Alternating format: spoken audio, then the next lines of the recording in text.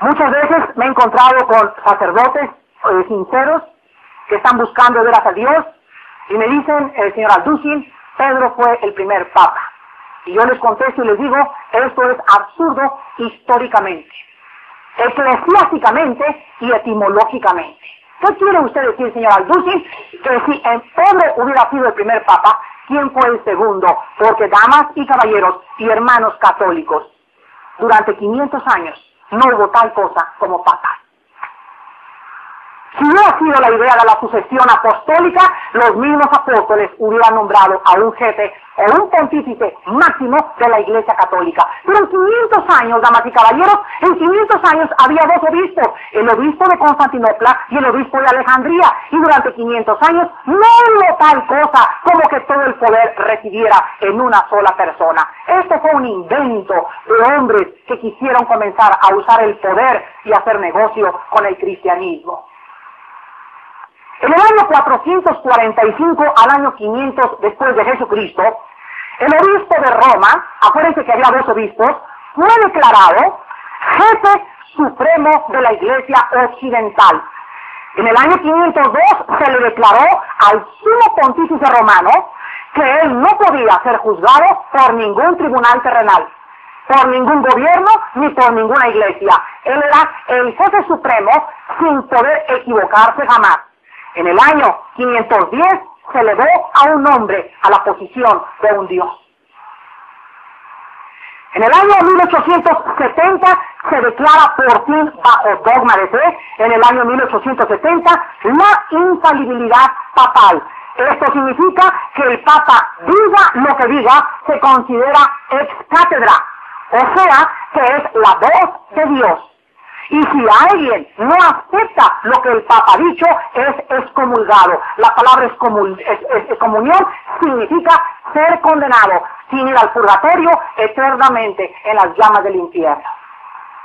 La Iglesia de Roma, vuelvo a repetir, enseña actualmente que Pedro fue el primer Papa y que por lo tanto ellos, o sea los papas, le suceden oficialmente. Pero sin embargo, en esta mañana, vamos a comenzar con el catolicismo y a ver qué cosa enseña Roma y a ver qué cosa enseña la Biblia. Vean Deuteronomio capítulo 32. Y vamos a demostrar en esta mañana que no solamente en el Nuevo Testamento, sino que también en el Antiguo Testamento, la roca siempre ha sido Jesucristo y nunca Pedro el apóstol. Después examinaremos ese pasaje que usan donde Cristo le dice, tú eres Pedro y sobre esta roca edificaré mi iglesia.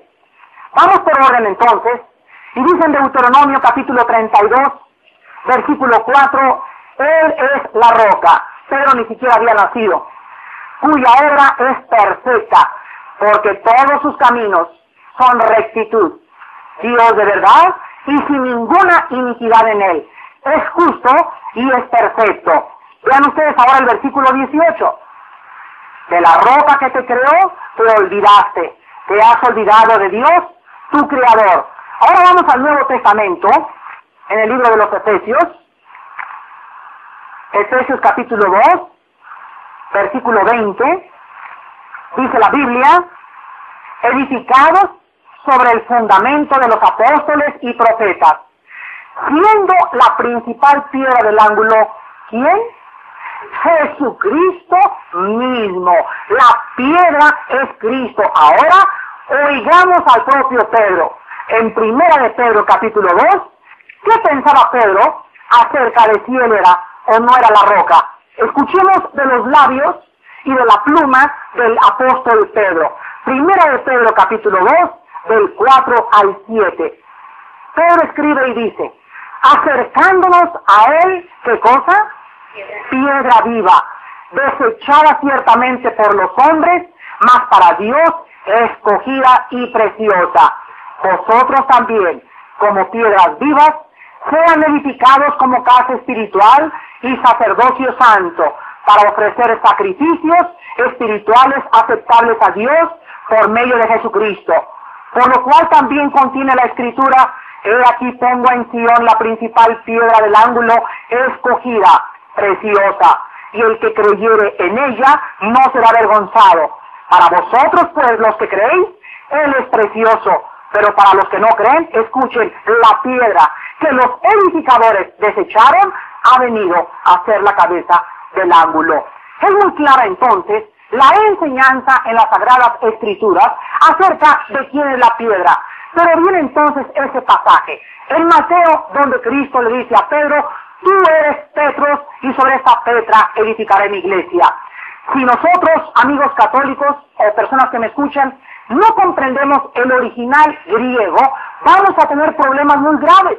Y si tú agarras este pasaje y construyes toda la doctrina del papado en un versículo sin tomar en cuenta Deuteronomio, ni Efesios, ni Primera de Pedro, te conviertes en un hereje. Un hereje es la persona que infla o saca desproporcionadamente la verdad de su contexto original.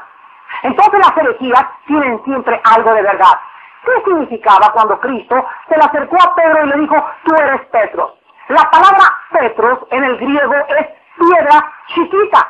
Y cuando Cristo le cambió el nombre a Pedro, le puso Simón, de Simón le puso Pedro, y significa piedra pequeña. Y cuando Cristo le dijo: tú eres Petros, o sea, una piedra pequeña, y sobre esta Petra, la palabra Petra es piedra grandísima, es una rocota grandísima, edificaré mi iglesia. Cristo le decía: tú eres una piedra pequeña, Pedro, pero sobre mí, sobre esta Petra que tú estás viendo, será edificada la iglesia. ¿Cómo es posible que Jesucristo pudiera construir su iglesia sobre un hombre, cuando la misma Biblia dice: no hay justo ni aun uno, perverso y engañoso es el corazón más que todas las cosas? Entonces las enseñanzas de la Escritura son exactamente claras. Ahora, aparte de estas enseñanzas bíblicas, les quiero dar a ustedes otro tipo de defensa completamente que contradice la enseñanza del papado. En primer lugar, todos los papas se han contradecido unos de otros. Les voy a dar un ejemplo. Juan 23 mandó que todos los católicos no necesitaban confesarse para tomar la comunión. Ahora existe un nuevo decreto, que un papa hace 3 siglos dijo que el que no se confesara se iría al infierno. La pregunta es, señores católicos, ¿a qué papa le vamos a creer? Un papa dice que tiene que confesarse y otro quita la confesión. Entre ellos mismos no puede haber infalibilidad, porque entre ellos mismos se contradicen. Ahora muchos papas prohibieron, por ejemplo, durante 14 siglos, prohibieron más de 60 papas que si alguien leía la Biblia, lo mataban quemado vivo en la hoguera. Lo mataban en la hoguera. Y ahora otros, como Juan 23 y Pío XII, permitieron la lectura de la Biblia. ¿A quién o cuál de ellos era infalible? Después vemos en segundo lugar que todas las enseñanzas doctrinales, por ejemplo, de los papas, contradicen la Biblia. Por ejemplo, la mención del limbo, que si a un niño no lo bautizan se va al limbo. Señores papas, ¿de dónde sacaron eso? La mención del purgatorio, lo vamos a ver la semana que entra, que si una persona muere en pecado venial, no mortal, venial, y no se confiesa, ni le echan aceite o los santos óleos antes de morirse, se va al purgatorio a purgar sus pecados y estar listo durante 5.000, 10.000 años para poder entrar al cielo. ¿De dónde sacaron esta enseñanza? No aparece ni siquiera en la Biblia la palabra limbo ni purgatorio. En tercer lugar, las misas a los muertos. Cuando una persona se muere, hacen misas que se llaman gregorianas. Señores, ¿de dónde sacaron este invento? ¿Ustedes creen que una persona que haya sido mala y que haya sido un asesino, cuando después de muerte la familia tiene dinero para pagarle las misas gregorianas, las misas lo van a sacar del infierno? Tenemos también, por ejemplo, que solamente la Iglesia Romana salva.